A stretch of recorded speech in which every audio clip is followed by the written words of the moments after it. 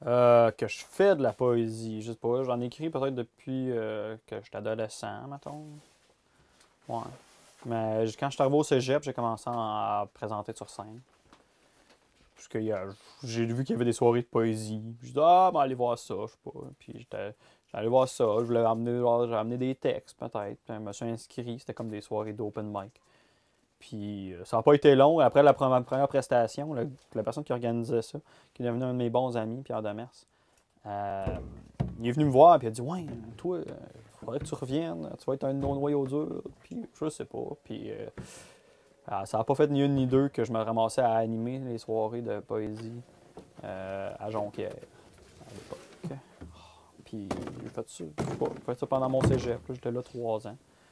Puis j'ai jamais arrêté depuis ce temps-là. Mais là, vu que j'habitais à Yellowknife, j'écrivais pas mal plus que je performais. Là. Il n'y a pas beaucoup d'occasions de présenter la poésie vivante en français.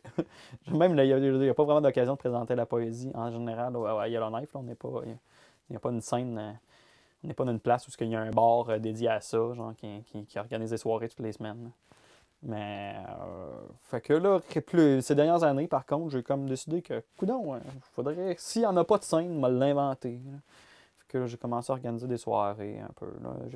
On a fait des événements de slam ici au Snow Castle. Mais tout ça en anglais, évidemment. Parce que là, non seulement il n'y a pas de scène, il n'y a pas de scène de poésie, point. Moi, la poésie en français. Là. Que là, je commence par créer une scène en anglais, là, mais j'ai aussi l'occasion. Je continue d'écrire en français. Puis je me suis. En français, quand je vais performer, généralement, c'est à l'extérieur du site. Là, j'ai fait quelques trucs locaux pour la communauté francophone. Là, mais, je suis allé en Suisse, je suis allé en Belgique dans des festivals. Là.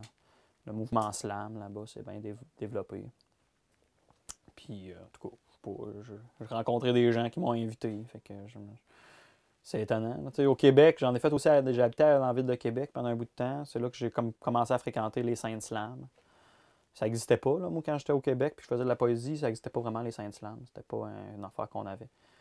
Puis là, quand j'étais à Québec, je cherchais le récital de poésie, puis là, c'était rendu des slams. Fait que je me suis dit, bon, ben, c'est ça qu'on va aller dans les soirées slam. Là.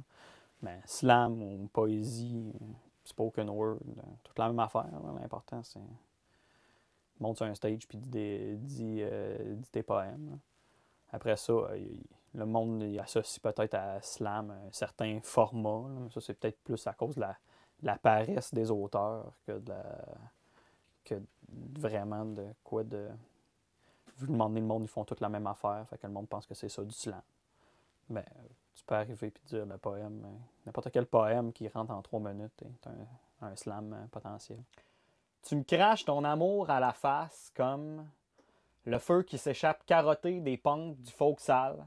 Il se répand comme un troc de gravelle dans ma barbe qui a une érection à force de sentir la boucane. Je laisse mes regrets pornographiques couler gluteux à l'arrêt du crédit de ma jeunesse en souffrance et te retourne la faveur en baissant les yeux comme le paravent d'une patate sold out, le rebord gras comme un pape confessé qui rêve d'un rhum glace piquant au creux de tes hanches, pas achalé pantoute.